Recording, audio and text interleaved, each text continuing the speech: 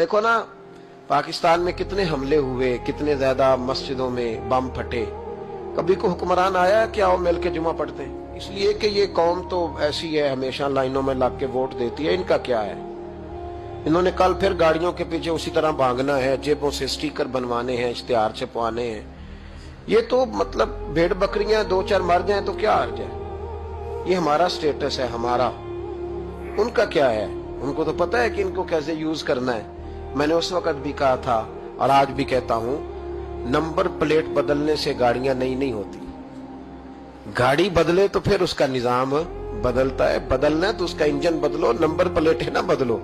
यहाँ नंबर प्लेटें बदल के वही गाड़ियां दोबारा रोड पे छोड़ दी जाती हैं। न इधर उधर की तो बात कर, ये बता के काफिला क्यों लुटा?